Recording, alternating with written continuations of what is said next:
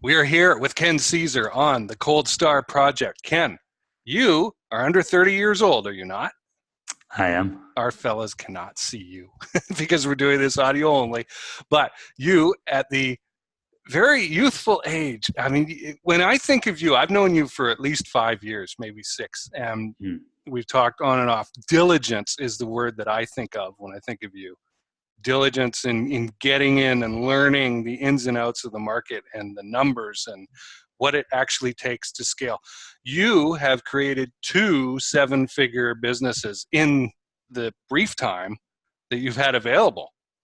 And I mentioned this before for our listeners. I'm scared of what Ken is going to be like when he's 40 because he's got it together already. We'll have a little laugh at that. But Ken, thanks for being here today. And our topic is going to be what it actually takes to grow a business, to have a business, scale a business. So let me begin with that question, Ken. When our listeners are here, right, and maybe they've got a business and maybe they don't, maybe they're just thinking about it or they're kind of been playing around with it and seeing what they've got, what do they really need to know first? I think you probably want to start with the end in mind. I think that's probably the best way to figure it out. And you can drop conclusions in your head as to what you want and what that end picture looks like, but you're never really going to know until you've actually gone through the process and you're in that position. And a lot of times, even then, you'll find out, this idealistic image of what perfection was isn't really what I wanted anyways, right? I think for like a lot of people, if they're working at a job right now, they're just doing something that they don't really enjoy. The ideal picture is them working from home and probably not, maybe they do have employees, maybe they don't. I don't think a lot of people want a big office with like a lot of staff, right? Because the association with that is like a lot of headaches. But being someone who's worked from home, that's not a great, scenario. A lot of times you're waking up and you're just surrounded by work. So you're in that mode all the time. You can't turn off, right? Versus, if your end picture might be you want an office with a lot of staff, you have to understand that comes with a lot of headaches as well. There's a lot of overhead, a lot of expenses, a lot of problems with employees.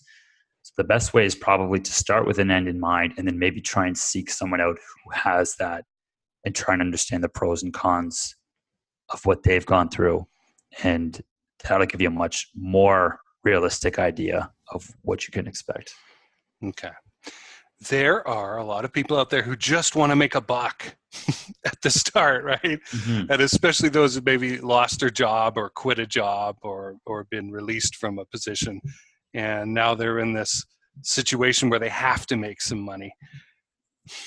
How is that as far as like an impetus to start a business? Is that a good or a bad situation to be in? It's never good. So like the one thing I've learned is like you want to play for the long term. You want to play that long-term game because when anybody you see that's coming from the scenario of them needing to pay a bill right away, or like I need to, I need $1,000 by next week for whatever reason, right? At that point, you're just limiting so many of your options. And I can talk about this in any context, whether it's the agency world, whether you're offering a service, whether it's e-commerce. We'll use e-commerce, for example, and rather than saving that cash flow and reinvesting it into the business, you're taking that money out of what potentially could be new products, could be scaling to new markets, could be more marketing, and you're then taking that money and paying something off or going to buy something. And that short-term game is never good. So I feel like the one thing that people really don't understand when they're getting into this, especially now, this is something I've noticed that's changed quite a bit over, let's say, like the past few years since I got involved in e-commerce and physical product sales, is that cash is slowly becoming like the most important part of the business, aside from the skills and, needing to have the discipline and work. You have to have that capital in place or be able to source that capital from somewhere, whether it's a VC or a bank or some type of private lender connection that you have, because that money is almost like a runway. And as you can invest that money back into the business and grow it, you're playing that long-term game.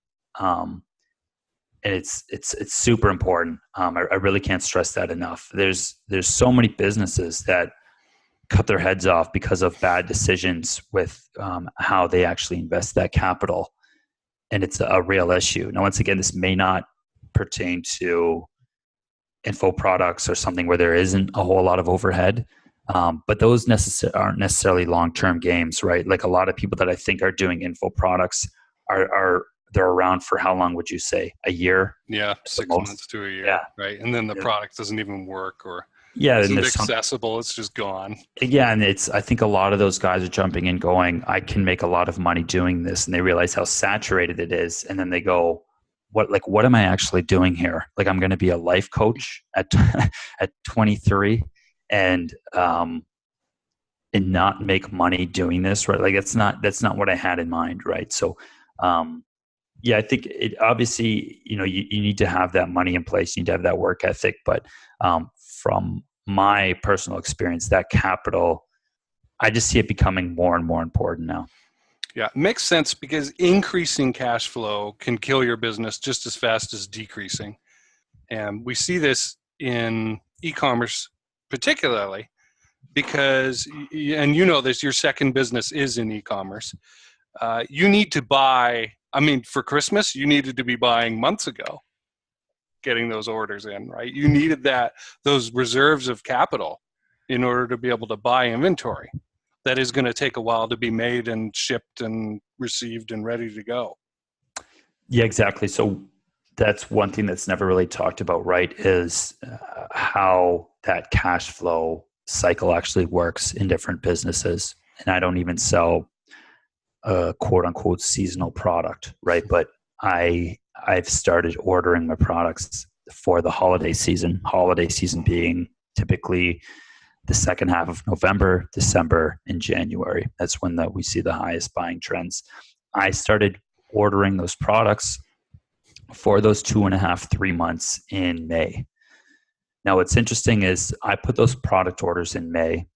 It's might be anywhere from 2 to 3 months manufacturing time, depending on the product. Another 2-3 months shipping time, and then prepping and getting it ready for the actual sale and fulfillment. So you're looking at anywhere from like 5 to 6 months to get everything packaged and ready.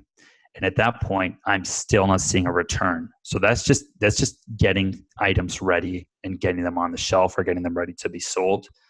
And I'm not seeing all of that. We're not actually selling through all of that product until, like I said, the end of January. So I'm not seeing the actual payoff until sometime in February. So you think about the cash flow reserves that are required to put that much money down in May and not see the money or payoff come back around until February of the next year. That's a long-term game, right? You're playing a whole different game at that point.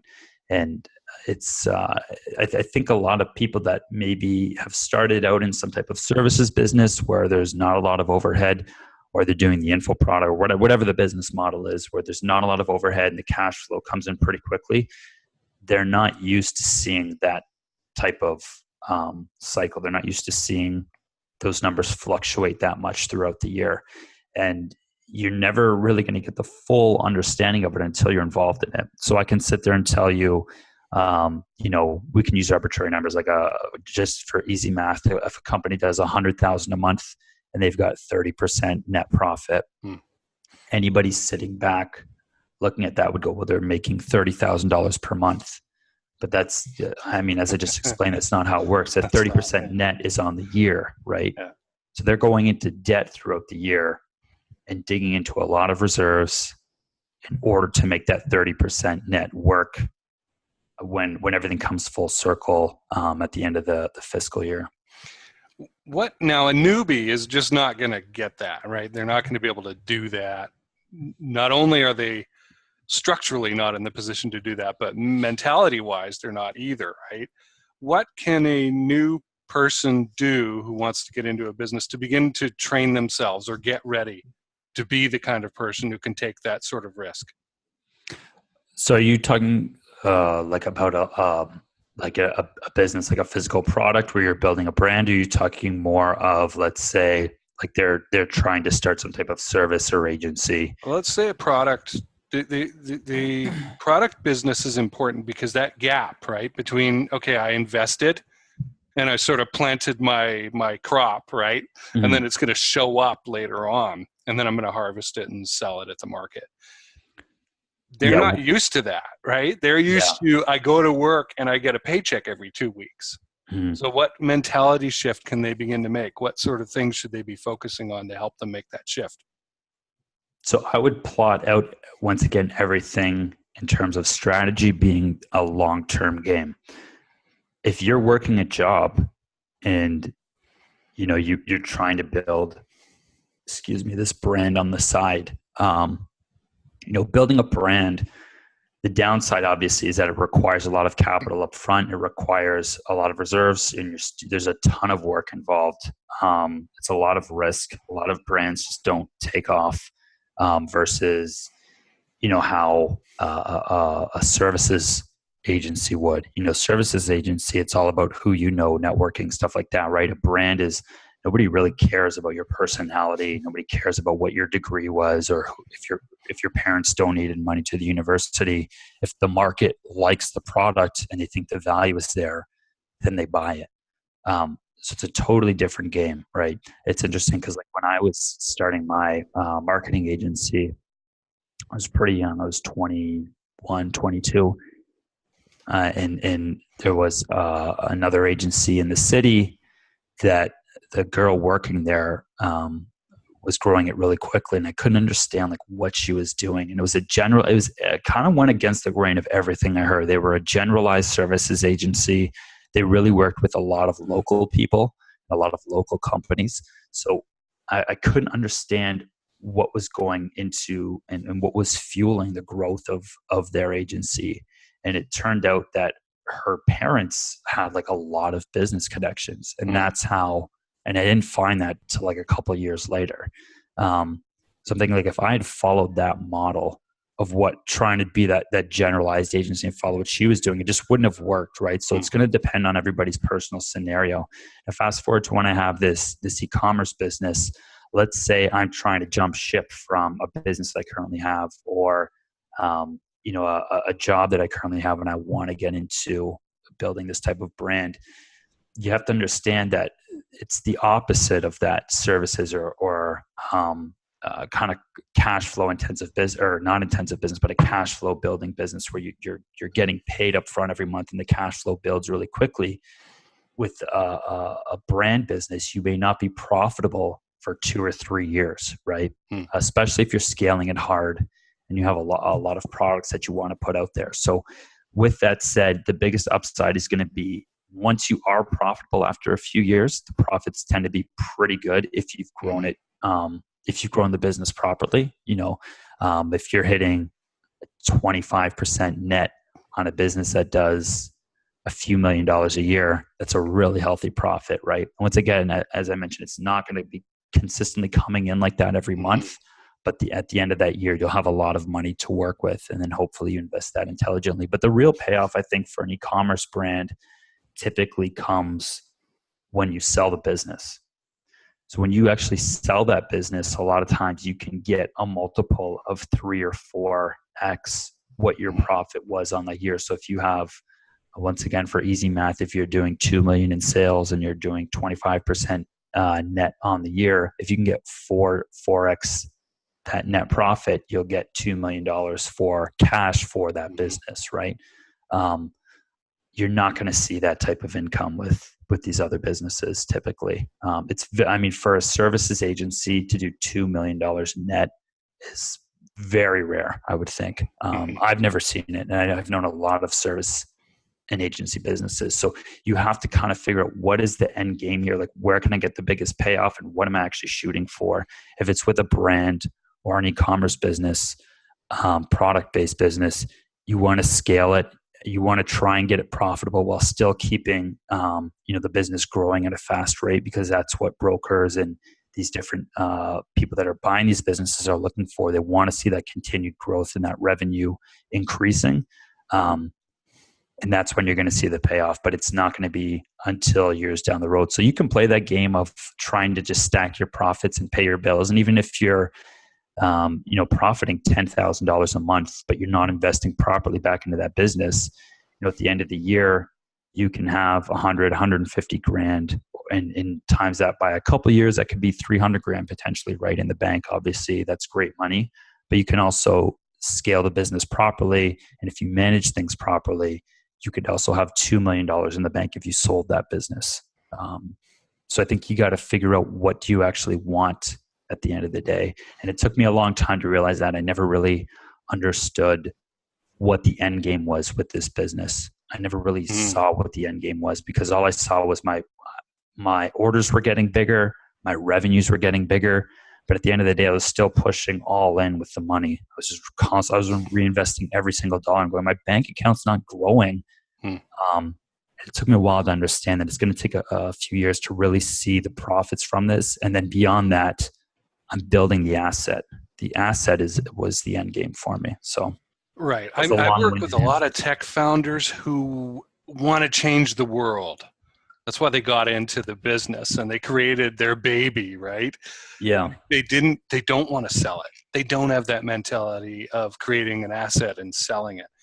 And I find I can talk to them until I'm blue in the face about that, and convincing few and far between. Is there anything that you would recommend for new business founders to understand about making that shift again? Yeah, I mean, at the end of the day, it's up to them, right? If it's their business and they don't intend on selling it, they can do whatever they want. Everything has to, when you do sell it, everything has to obviously be built into systems. Everything has to be running smoothly. The profits have to be there consistently. That's what people are buying it are looking for. They're looking for like a consistent investment that they feel is going to pay off for them. Right. So they can make that shift eventually. It just depends on, once again, what they're looking for. If they're looking to like change the world, then at the end of the day, it's up to them. They don't have to do what they don't want to do. If they don't want to sell it and they want to continue whatever their mission is, then that's cool too. But I think they probably can make that pivot at some point. It just depends on how messy the business is. That's going to determine how long it's going to take and how much work is required to really turn things around, systemize everything, really try and squeeze the profits out of it so it looks appealing for potential investors and whoever wants to buy it. Okay. So it sounds like you're saying that new business people should, if possible, start off a service cash flow generating business to start and then move into an asset creating business. It's tricky, right? This is stuff I've just recently started learning, but it's interesting because I've looked at like companies that are scaling really hard, and it's a whole different world than what I was used to. Things move much quicker, and there's way more at risk. My suggestion would be, if you're just getting started and you've never operated a business that's product based, it's going to be completely different from anything else, right? It's way more risk, way more stress. Things tend to move much quicker. So I would try and get the fundamentals down and really understand the skills of creating a product that people want, creating that ideal profile, like who's your customer, that basic marketing 101 stuff, who's that customer avatar of who you're selling to, and what else would they possibly buy from you, and create your brand around that. Versus I feel like right now everybody's building these one-off brands and these generalized brands based on data that they're getting from different softwares, which is a losing game because everybody has all you're buying is data, and everybody has access to the same data. So at the end of the day, there's really no gap between what you're doing and what everyone else is doing. There's no more misinformation, right? The information's out there for everybody. So anybody can get the software. Anybody can source products from China now. That's not like a big secret that no one knows about. There's a million courses out there for free on how to do that stuff. So I feel like you need to really get the fundamentals down on stuff that's going to put you ahead and probably build a really solid business that is going to build confidence. And you go, I've created this company. We did things properly. We built a real brand. We were able to have great profit margins because we were charging more on our products than all of our competitors were, because we had this strong brand, because we had this customer avatar that we were selling to. That's a really great place to start. And a lot of times you're probably going to have to do that on your own dime or on your own dollar. Eventually, I feel like once you have a little bit of a track record and you have some success, you can start looking to get money from investors, from private investors, from VCs who are looking to invest in successful business people that have a track record and that have this skill set in place, right? And that's kind of what I'm looking into now. Not that I'm looking for investors or that I'm looking for capital or cash flow. I'm still, in the midst of building this first business, but it's just become really apparent to me that these companies that are scaling from 0 to 10 plus million within a couple of years are doing it with the help of people from outside that are investing capital, they're investing money. They're able to scale these businesses very, very quickly that way because they have that initial skill set already from, building their business the first time. They're just able to do it at a much more rapid rate because the cash flow allows them to do that, right? Yeah, if you know where the distribution channel is and who those people are, and you could hook up into it really quickly, that's going to be a massive advantage over a newbie who maybe doesn't even know what a distribution channel is. Well, I think of it like this: when these companies are going in to buy a company, right? And we live in a really interesting time right now where I feel like, and this is just my opinion, definitely, like I could be wrong about this, but it's just from what I've seen, and I feel pretty confident that a lot of these older companies that are more established and have been around for a long time are kind of resting on their laurels, and they don't really understand a lot of these distribution channels. They don't understand what's going on with how to properly market, and they don't really understand a lot of this, the newer generation that's buying their products, right? Like the quote unquote millennial generation. They don't know how to speak to them. So they're kind of stuck in this weird position now where they're used to traditional media. They're used to billboards, magazines, and television. And their only play at this point, they can hire somebody out of Wharton or somebody who's got their MBA from an Ivy League school, but that individual is not going to compete with somebody in terms of the online world that's, a high schooler or left college early and has been doing this for so long and selling their own products. They're just not going to compete. I don't care what degree you have or where it's from, right? So the play for a lot of these bigger companies now is to go in and buy these smaller companies. Like they have to buy them up at an early stage because the potential for a company to go from 0 to 100 million now because of the internet is very, very high if that person that's leading that company knows what they're doing. There's a lot of businesses now that are going from 0 to 10 to 50 to 100 million very, very quickly. Makes sense. If you've got somebody, let's say, who's good at direct response marketing and knows internet marketing, and they just bought a growing internet-based business with a customer list and a proven avatar, and they have now the rocket fuel money to inject into it, how can they fail, really, right? Well, that's where I was going with this, right? So it's like you have these companies now, and it's not even like some of these conglomerates, like for example, Gillette would buy a razor company that's been growing super fast. I think somebody did buy Dollar Shave Club. I'm not sure who it was, and they paid quite a bit of money for them. I think at some point they were just like, we have to buy this company or they could potentially overtake us, right? Like we have to pay a lot of money for them now. We made a mistake by letting them get this big. So we have to do something. And so when you have these bigger companies that are doing this, they're buying these companies and they have all this cash flow that they're ready to invest. There's people doing that at a smaller scale as well, right? So you have these guys that are buying these companies up, and they have $1 million set aside on top of the liquid capital it takes to actually purchase that company. And they're able to, like you said, inject that money into a business that's already growing and grow it and scale it even further. So how is somebody who's just taken the latest Shopify course going to compete with that? Probably not, right? So the game is quickly becoming about capital and about investment and about you being able to have these reserves in place to grow and scale your business, because the competition is growing thicker and growing thicker, right? I think before it was easier because there was that information gap where people previously understood that there was these channels that they could sell on that these other people and other companies didn't hear about yet or didn't necessarily know how to sell on yet.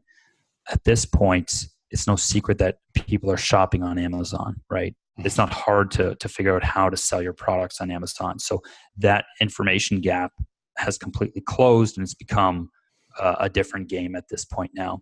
And you have these, it's hilarious watching these courses or these people telling you to sell, items that were really hot in 2013.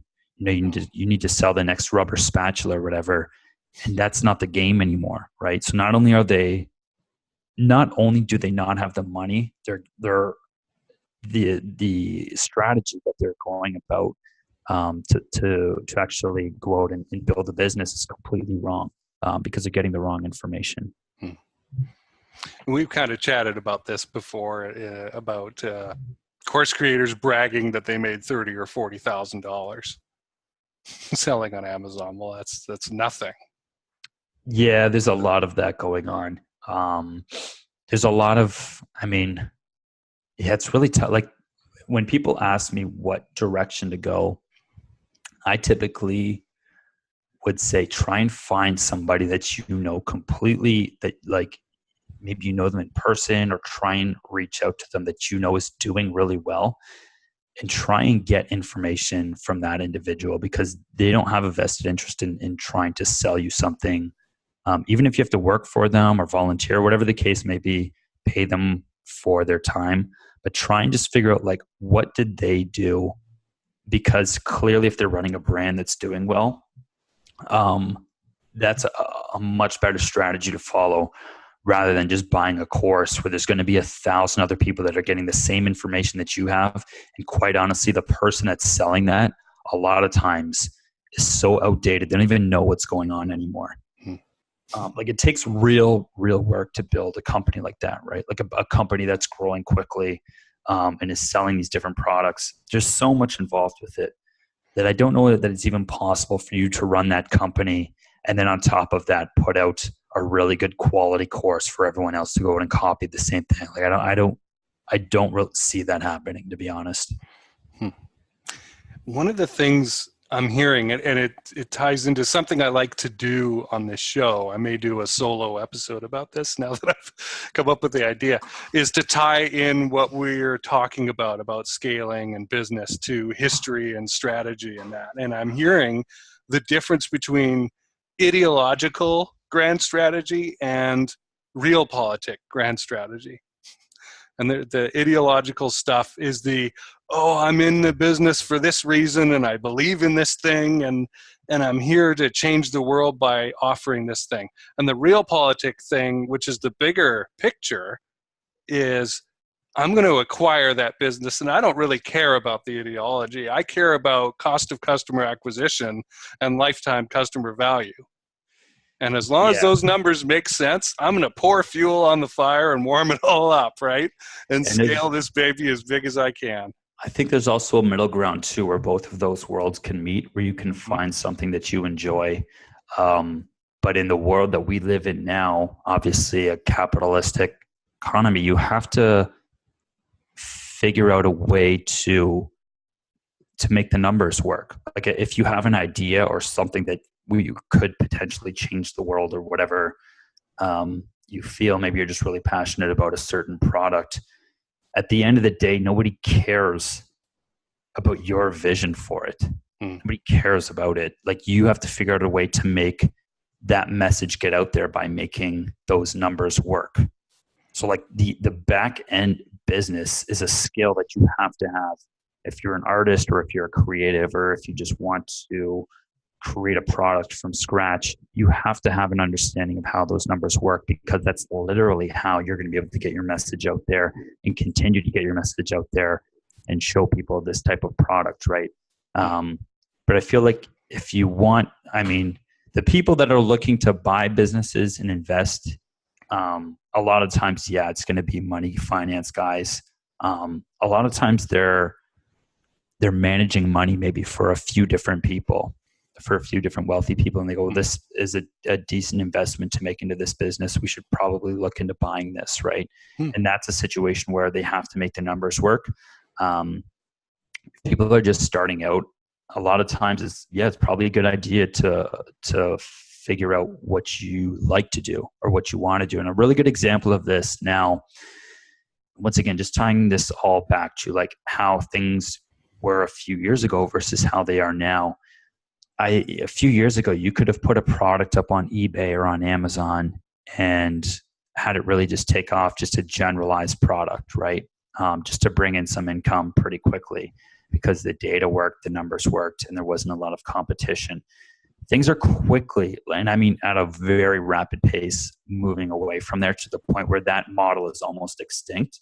And you have to have other assets working for you in order to bring in customers. So a really good example of this is you being able to put out content or information that people enjoy, that they look forward to, and you kind of build an audience, and then from there sell products. And Amazon is just one distribution channel that you're selling on, but the core of that business is you or someone that works in the business putting out content and putting out good information, being able to show that audience that your product is best for them, right?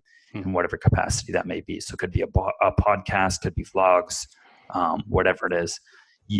That's where everything is quickly moving. And the asset is no longer becoming where you rank on Amazon. The asset is going to be you building that following and then being able to, build products that those people want, right? That's what the game, I don't even think that's what it's going to be. I think that's already where it's at now. We're starting to see that quite a bit. So with that said, you probably want to choose a product that you have some type of passion for, that you enjoy talking about, because it's just going to be easier to make content that way. And I think people probably can see right through you if you're selling a product that you don't necessarily enjoy talking about, right? It's going to be harder to sell that. But that's where everything is really headed, quite honestly. I mean, you look at the pay-per-click numbers on Amazon now.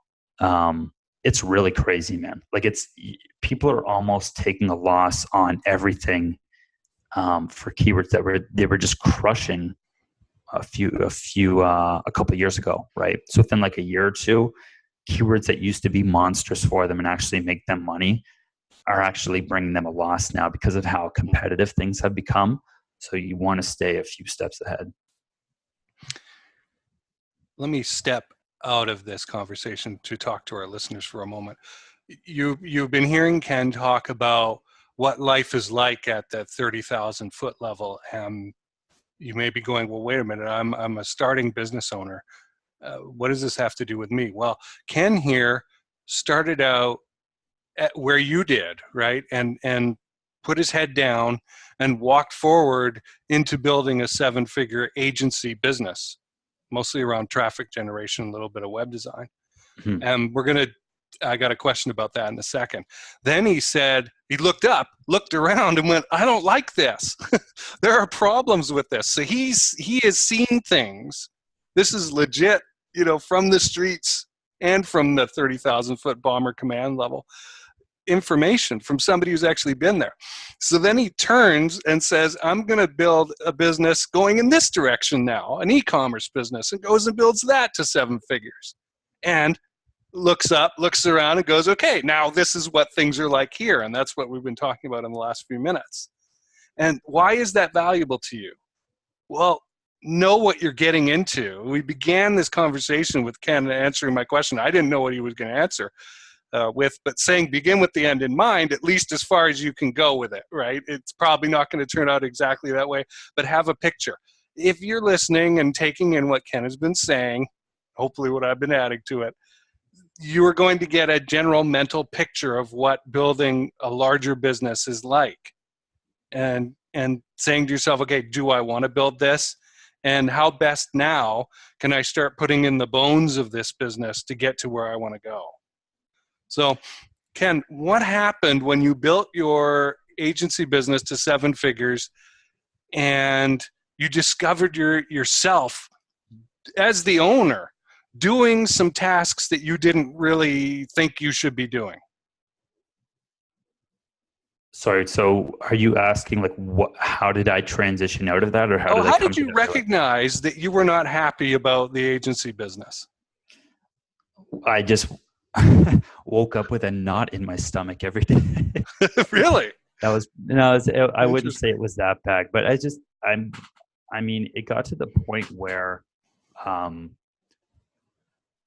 it just became this thing where I found I was constantly just putting out fires, and my day became basically involved, or I guess every single day I was waking up and I was just getting a phone call, and when I wasn't on the phone, I was waiting for a phone call that was inevitably going to come in about a fire that I needed to put out. And it became much more of like this kind of like command and conquer thing. We're going to go out, we're going to get more clients, to me just becoming reactive to try and keep these clients on board. And I found as I hired more people to try and manage this stuff, that ate into the profit margins, obviously. And it was just difficult to manage that stuff. And I think the biggest thing for me was there was no creative side to it at all. So you think of a services business, a lot of times it's a creative business. If it's web design, if it's graphic design, whatever it is, a lot of times it's focused around somebody's creativity and them being able to turn that into a business. Obviously, we weren't so much involved with the content or the creative side of things, but we were doing a lot of the search, the lead generation, which in and of itself is not very creative. But it can become kind of this cool little thing where you're figuring out the puzzle of how to bring this company more leads based upon improving their marketing and then improving their conversions, right? So improving their websites, their forms, their leads. That was kind of like a cool little thing. I think I'd grown tired of that over a few years, but I mean, I was so far removed from that side of it by the end. Like I said, like I was more or less just operating and keeping in contact with these unhappy clients if something went wrong, that it just wasn't what I wanted to do anymore. Now, it's interesting because I'm running into the same situation now. It's funny, I was telling my friend about this the other day. He has an e-commerce business as well. I was telling him, when I started my e-com stuff, it was amazing to me, right? Mostly because of me, kind of getting out of this business that I already had and that I wasn't really happy with. And all of a sudden I was doing this new stuff that was fun, it was creative, it was exciting. I was building products and researching different brands, stuff like that. And I was like, I remember thinking like, I can't wait till I'm doing things at a bigger scale. So when I have more products, we can go out, we can create more products. And I was telling my friend this the other day, just because of some stuff that has come up recently, it went from, even now it went from me being able to create these products and do all this stuff and, be really hands-on with the marketing and that side of stuff to, quite honestly, now my days revolve around me managing cash flow. And as of recently, me dealing with lawyers, for a lot of the time. Like that's what my day looks like a lot of time is I'm speaking with my business manager, just making sure that the inventory stuff there's no major issues and that things are flowing smoothly. Then we're looking at cash flow to make sure that the numbers look good up until the end of the year. And then I'm talking with my lawyer for the rest of the day. So you're almost falling into that same thing again, where once it becomes like a legitimate business that needs to be scaled, there's certain stuff that you have to do, and it doesn't necessarily become about what you want to do anymore. It becomes about what are the pieces I need to put in place? What are the things I need to do to continue this growth? Is it too important to let go of and delegate to somebody else? So I specifically have to deal with the lawyers, and I specifically have to deal with the banks because it's my business, right? Mm-hmm. There's of course certain things that you can delegate. I have 4 employees now, right? Mm-hmm. So a lot of stuff has been taken off of my plate, and that's great because I'm not working anywhere near the amount of time that I used to.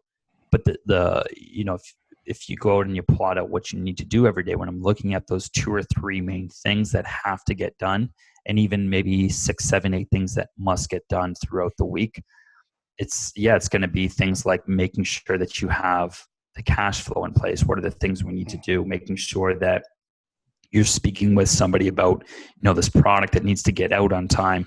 And then as of recently, speaking with lawyers about certain stuff because I specifically had a patent that I had put out. And there's companies infringing on it. So a bunch of stuff that we had to deal with that's still ongoing, right? So it's my job to make sure that that stuff gets taken care of. And that's priority over a lot of the other fun or creative stuff that I would probably enjoy doing more, but there's just no time and resources right now to do that type of stuff. I look forward to talking with you in 6 months about this and seeing what kind of a solution you've come up with. There's a lot of stuff. I'll say this. Without giving away too much, there's a lot of changes that I'm making right now.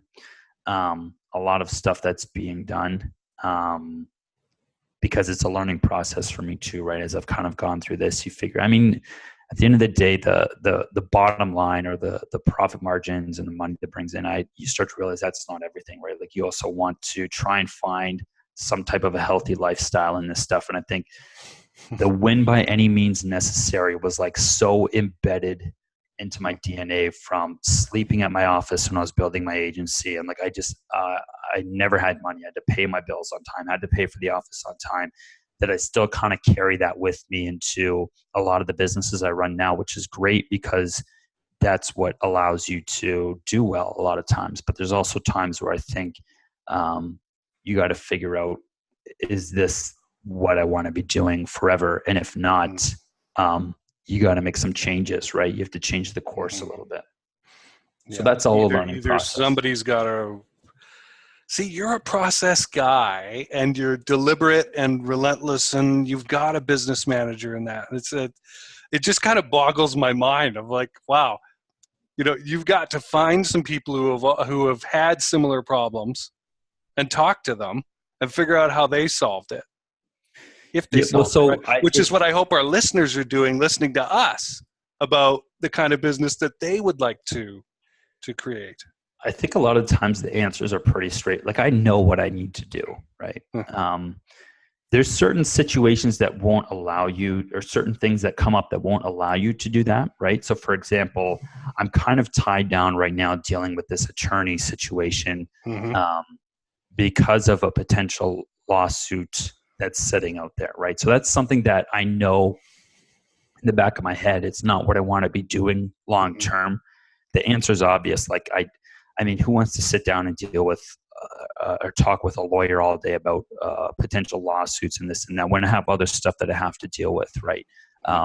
I know what the answer is, but sometimes the situation just it's not going to allow for that until this stuff gets taken care of and it's out of the way. And that's with everything. Like any business you're building, there's going to be a lot of stuff that you don't want to do sometimes. And there's just going to be down times where you just have to grit your teeth and grind through it. If the majority of your year is like that, then yeah, there's probably something very wrong. But I think in this situation, this just happens to be one of those times. And then I look at the entire year and say, well, there's maybe certain things that I didn't necessarily want to be doing this year, that as I transition to next year and the end of this year, that I can kind of move away from, right? And that's where you look at what are the different, people I can hire, what are the different pieces I can put in place so that I can still enjoy running this. Mm-hmm. Yeah, because there is a definite zone of interest that you have. Yeah, exactly. And I think that's going to differ for everybody. Yeah. Have you ever done the personality? I can't remember what it's called. I think it's the Myers-Briggs. Yeah. Yeah. So I think they give you kind of like what your personality, and it's pretty accurate. And that typically gives you a breakdown of like what you should be doing, what your strengths, weaknesses are, who you should surround yourself with. I found it to be pretty accurate. I use a lot of those things. Yeah. Colby A test was quite good as well. Interesting. It's a different one. About that one's more focused on like how you do the work and how you approach things. Like I'm not a great initiator, for example, but I am a great tinkerer. And how you spend your energy is covered up by that test really well. Yeah. So what else? Let's round up here. Let's finish up with this question. What else? What have we missed that people looking at starting a business really need to know before they get into it or as they're getting into it? From your perspective, having created 2 7-figure businesses. So we can go more or less, I guess, into like the mindset direction, because I think we touched on a lot of tactical stuff. When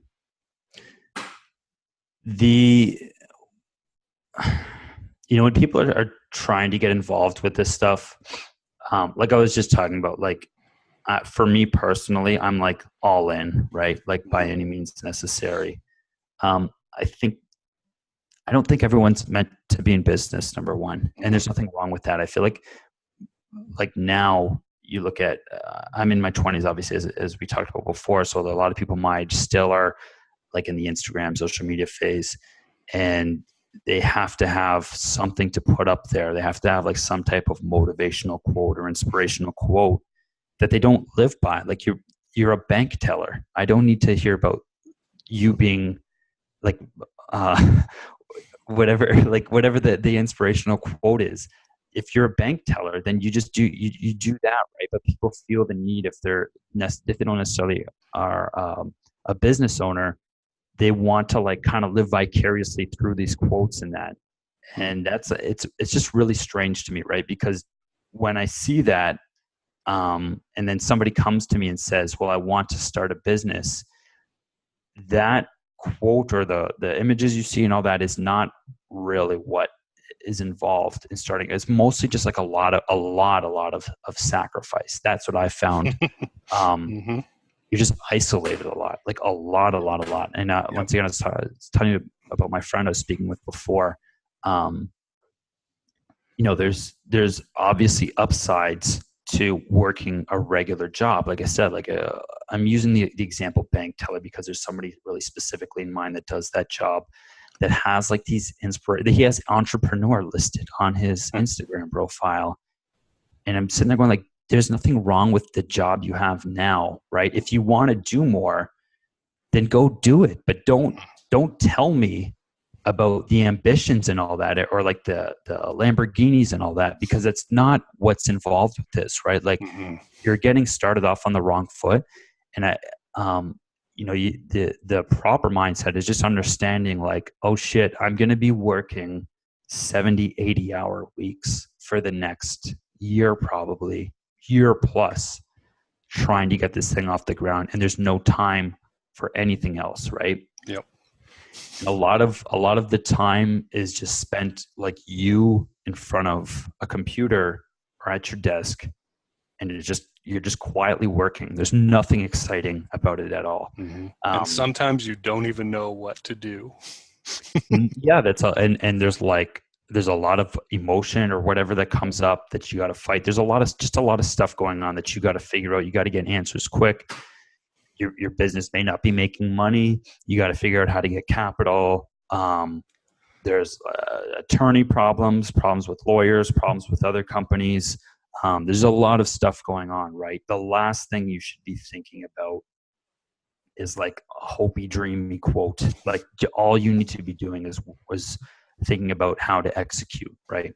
So like from a mindset perspective, I think people definitely come into this stuff with the wrong ideas. Like I'm looking at this guy's page, and it's a picture of him pouring a bottle of like champagne or liquor, and it says business before pleasure.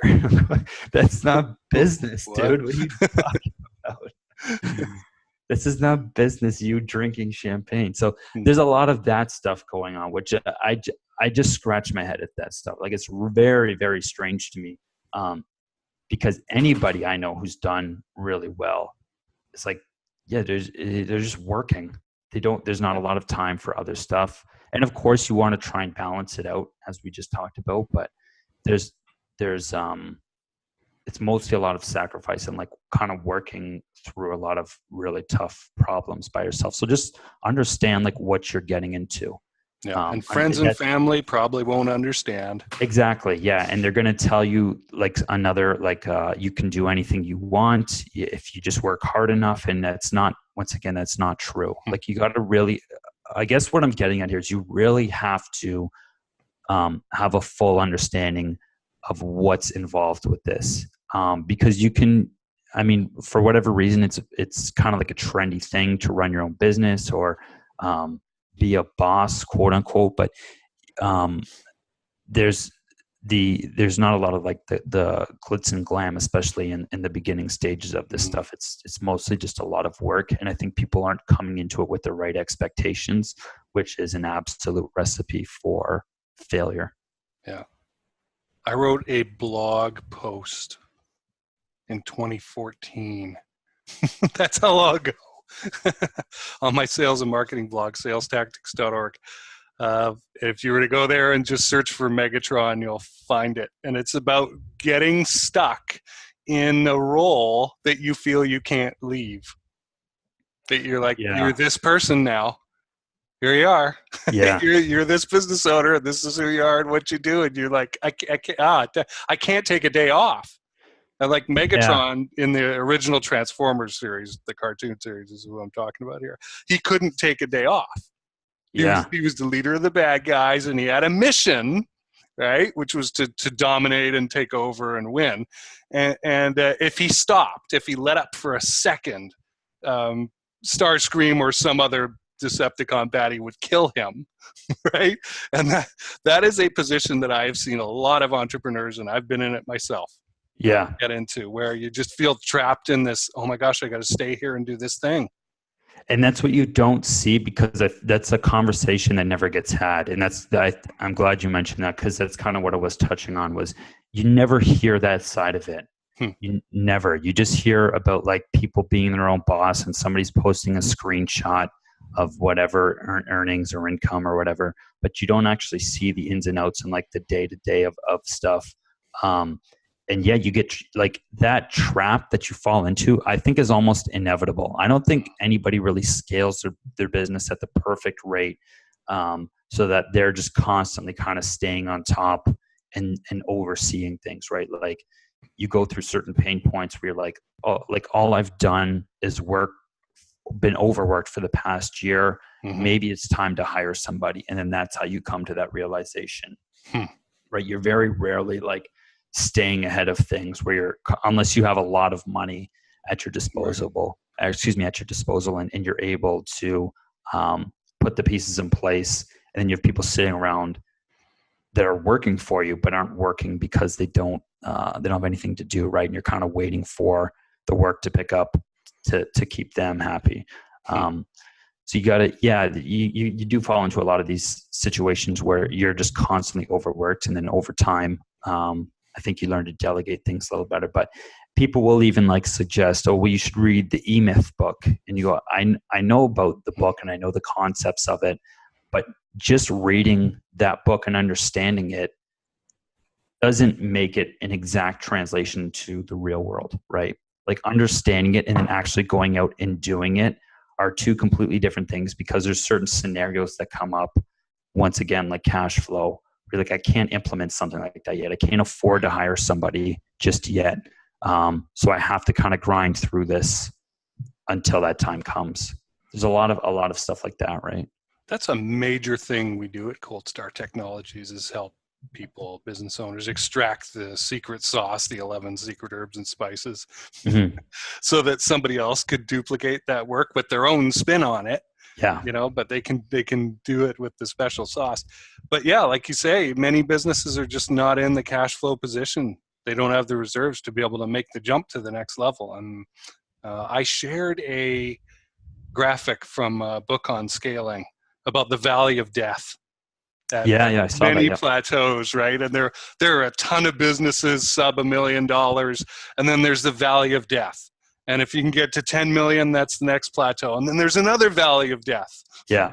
And it's making that transition from the processes and the beingness of who you were at level 1 or plateau 1 to get up to plateau 2. And a lot of people just can't make the shift, or they try and do it on their own and they lack the skills or just the cash flow, the reserves, which is blood, right? For yeah, and I think the other side of that too is, like you just mentioned, not everyone is built to think like that or should be operating a business. Like you have somebody who's really good at marketing, let's say, for example, they're really good at the creative side of things.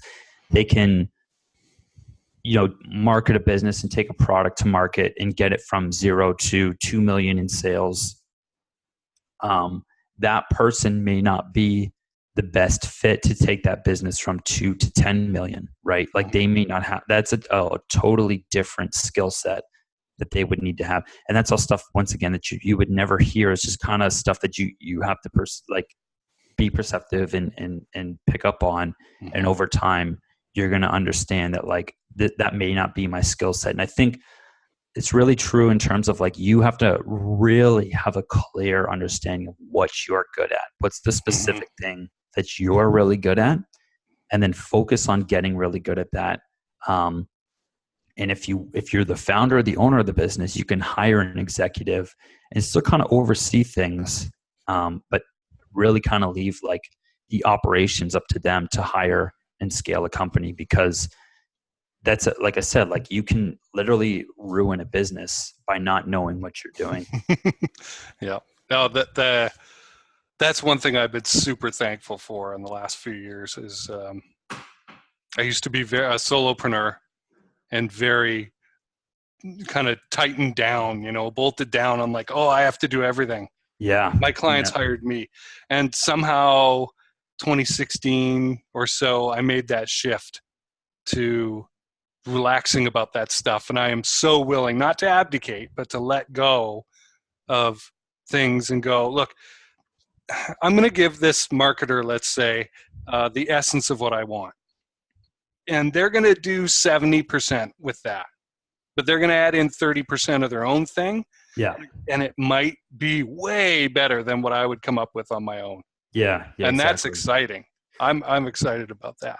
And did you personally have a moment where you realized this may not be what I'm good at, or maybe I'm okay at it, but it's not necessarily what I enjoy, and I would rather build a business that can make good money, but I'm also able to do what I'm enjoying, because I'm still kind of in pursuit. I know there's certain skill sets that I have that are it's undeniable that there's certain things that I'm good at, and then there's other stuff where I'm looking at it and I'm going, I don't necessarily know if I'm fit to take this to X amount of revenue, right? Mm-hmm. I don't necessarily know if I'm the best person to do that, or if I should be focusing on this thing that I'm proven at, that I've done over and over and over again, and that's worked really well, and then kind of hand the reins off to somebody else. And then once again, come up with, ways to strategically make decisions with them, but at the same time, give them the power to do what they feel is right, because that's why you hired them. Right.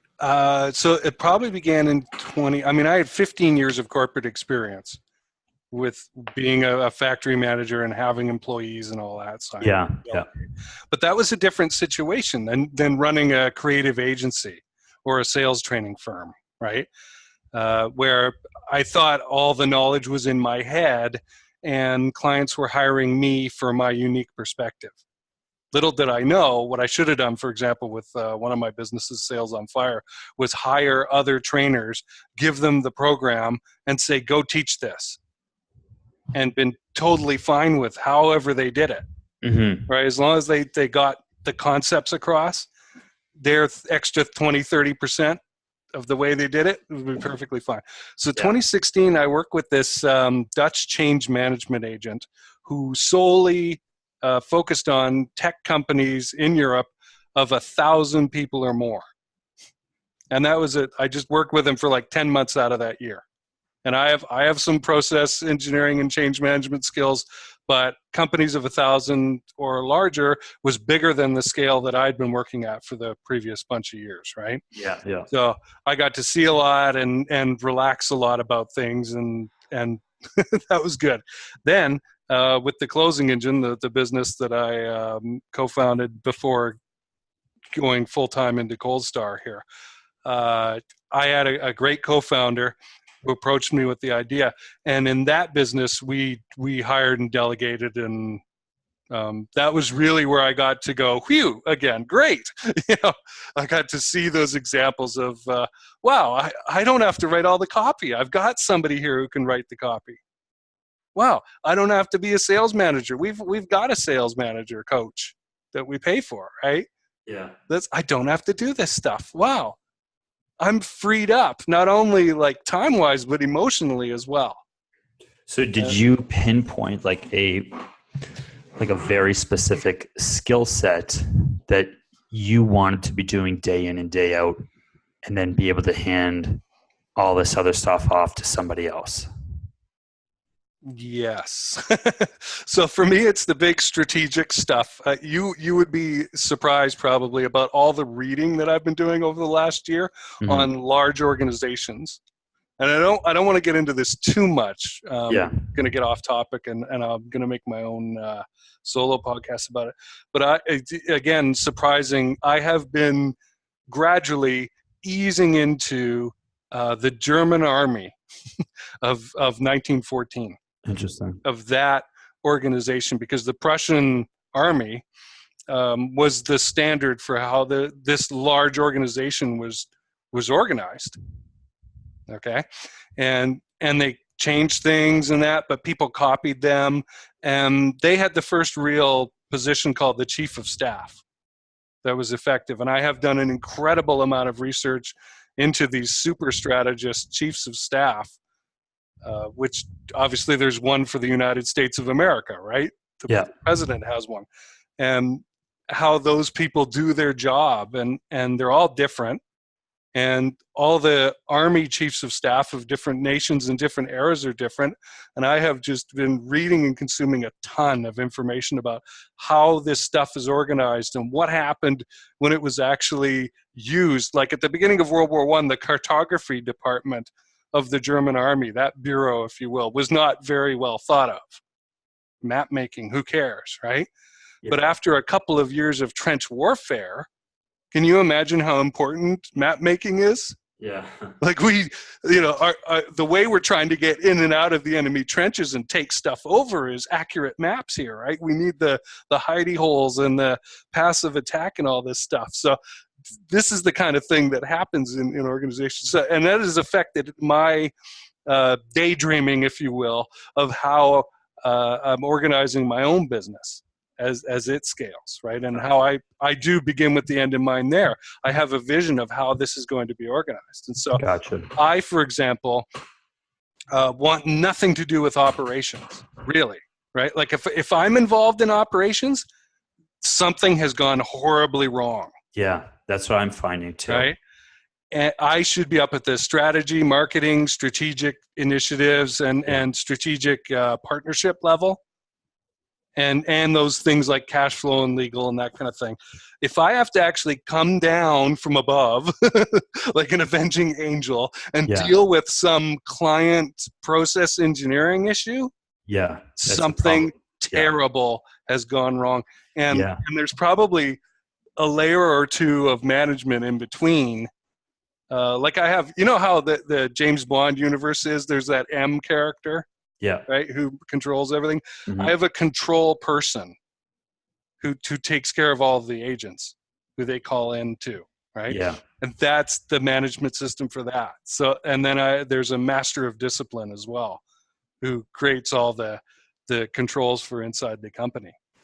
So I feel like a lot of people that are in business and are a founder of a business, they kind of always view their role as, like you said, like the big picture, marketing, a lot of sales stuff, not necessarily like doing the sales, but the overall strategy for it.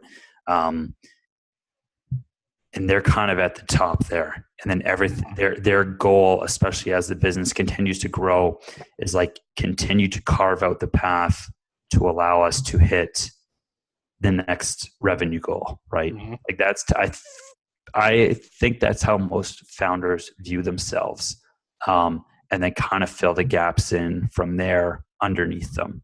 And the one thing I'm starting to realize for my businesses is that I know what I'm good at, like as you just mentioned, like the strategy, the marketing, the product development, the product research, all of that.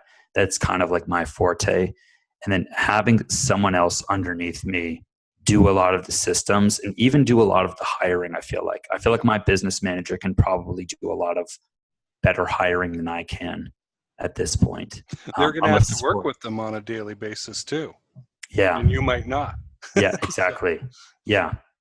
So those are all different things that I'm just starting to realize now, where this is all stuff I think you have to really clearly define at a certain point. And I also don't think, a lot of people's, I feel like a lot of people go into this and they go, well, I'm just going to outsource my whole business.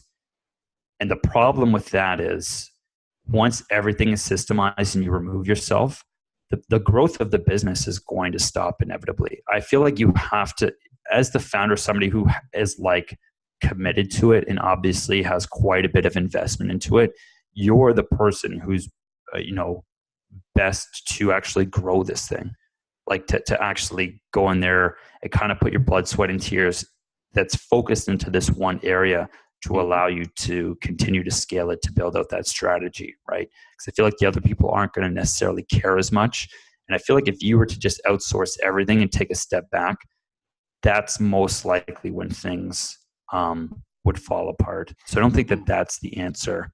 I have a hub and spoke organizational structure to my business, which is very different from the pyramid or even shallow layered level of how businesses can be organized. There's a wonderful video by Evan Carmichael that I found about 1.5 years ago. And as soon as I shared it with my co-founder at the time at the Closing Engine, we were both like, oh my gosh, we're at this stage. And, and in it, Evan talks about 5 levels of delegation. And so it's layers of the organization that you can peel off and delegate in what order. Okay. And I'm going to repeat them here because it's fun. And I'm also testing myself. The first level is administration. It's administrative work, paperwork, that kind of thing. The second level is production. It's the actual doing of things. This is the mistake that I made with Sales on Fire. I kept all the production to myself. Right, all those coaching calls, I should have distributed them to coaches and increased capacity and cash flow. The third one is marketing. So, and this is kind of difficult if you're the face of the business, right? Dave Ramsey is very good at this. He creates fellow experts from inside his business, right? He gets them books and speaking gigs and things like that and sets them up to be marketing his business as well as theirs. The fourth one is business development, which is the sales and strategic partnerships, that kind of thing. Mm-hmm. And then the fifth level is general manager. And so that's the person who is in charge of the day-to-day. And they probably have a bonus, at least, a revenue bonus stake in it. Right, like a percentage of how well a company does at the year. Yeah. To give them that, because you'll see. I've done a lot of research and listening to audio podcasts as well from business leaders who have scaled. they will say things like, it will look like a Richard Branson or someone will appear to be managing a whole bunch of different businesses, right? Yeah, there's no But way. they don't. They focus on one at a time for intense growth. And then once it's ready to be given to that general manager, Yeah. that's when they hands up, back off, let the GM handle it. Interesting. Yeah. And put in standards and controls. And if the variance goes outside those goalposts, okay, now I need to really take a look here. Interesting. Right? Is the person the problem? Are the systems the problem?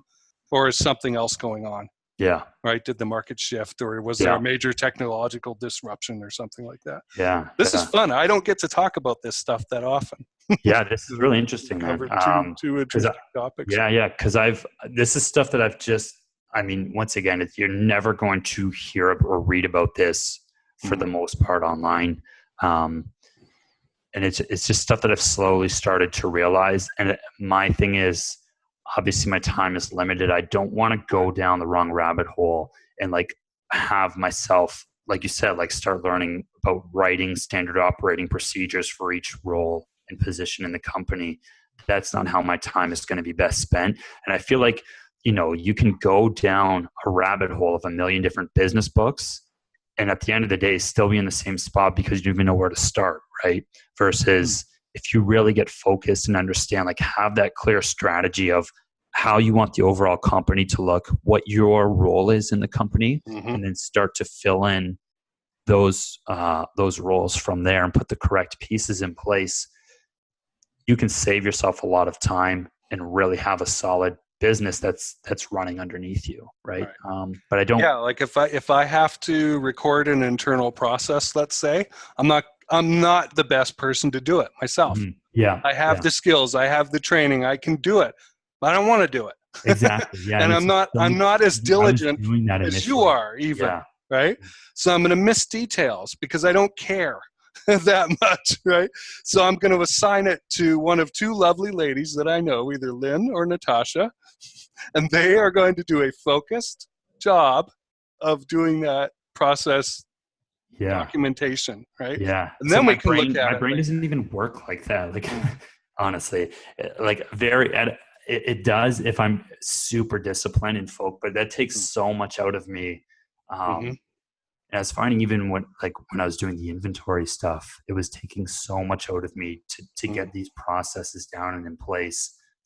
That energy could have been much better spent doing other things. Yeah. Cool, so that is definitely a cold star thing. Identifying those key areas. And that's something that Matt Daniel can help with as well. Yeah. I'm going to bring him up here because we both know him. Yeah. At Hello Process, and I've interviewed him on this show as well. He is the kind of guy that founders should be talking to for determining, should I be doing this or should somebody else be doing this? What should my day look like as a founder, CEO? And I mean, you could get it from Cold Star as well. But Matt's a good guy to go to. Yeah.